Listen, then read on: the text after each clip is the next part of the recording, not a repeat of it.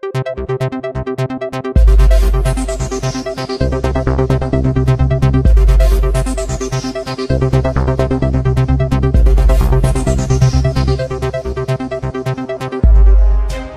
Xavier's college Raghabpur ক্যাম্পাসে এক দিবসীয় স্বাস্থ্য শিবিরের আয়োজন করা হলো।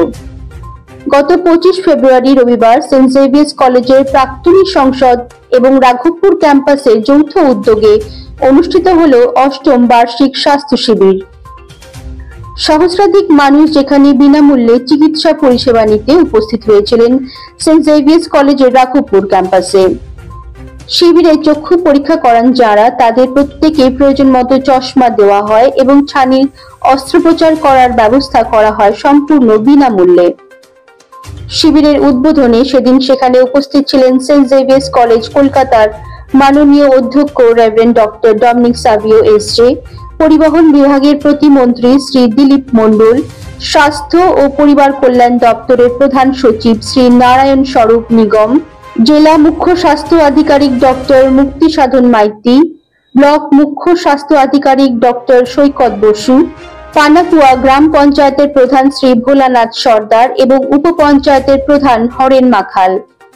সমগ্র শিবির পরিচালনার দায়িত্বে ছিলেন ডক্টর অরুন্ধতী দাস এবং প্রফেসর সূর্যোদয় ঘোষ।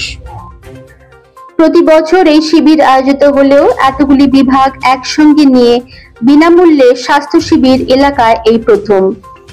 যে কোনো বিভাগের নাম নথিভুক্ত করালেই ওজন, রক্তচাপ ও রক্তে শর্করা মাপার ব্যবস্থা যেমন ছিল, তেমনি ডাক্তারের সুপারিশ অনুযায়ী পুরুষ ও মহিলা বিভাগে আলাদা আলাদাভাবে ইসিজি পরীক্ষাও চলে দিনভর। সব ভালো ছিল তো? খাওয়া দাওয়া ঠিকঠাক হয়েছেন? অপারেশন হয়ে গেছে, এখন কোনো সেরকম অসুবিধা নেই তো? ঠিক আছে, আজকে বিকেলবেলা আপনাদেরকে ছেড়ে দেওয়া হবে। অসুবিধা হয়েছিল তো? রাতে খাওয়া দাওয়া ঠিকঠাক ছিল? অপারেশন হয়ে গেছে দুজনেরই আপনার, এখন কোনো অসুবিধা হচ্ছে? ঠিক আছে। আর পরিষেবা কেমন লাগলো এখানকার? আপনারা খুশি তো এখন? ঠিক আছে, আচ্ছা ঠিক আছে, পরিষেবা ভালো লেগেছে, এটাই যথেষ্ট। আজকে বিকেলে আপনাদের আবার বাড়ি ছেড়ে দিয়ে আসবে গাড়িতে। দৃশ্যতই খুশি এলাকার সাধারণ গ্রামবাসীরা। প্রতিটি বিভাগে যাবতীয় আনুষঙ্গিক ব্যবস্থাপনার দায়িত্ব নিজেদের কাঁধে নিয়ে সারাদিন ব্যস্ত রইলেন কলেজের অধ্যাপক এবং প্রাক্তনী সংসদের সদস্যরা। সব মিলিয়ে সাফল্যের সঙ্গে অনুষ্ঠিত হলো এক দিবসীয় স্বাস্থ্য শিবির।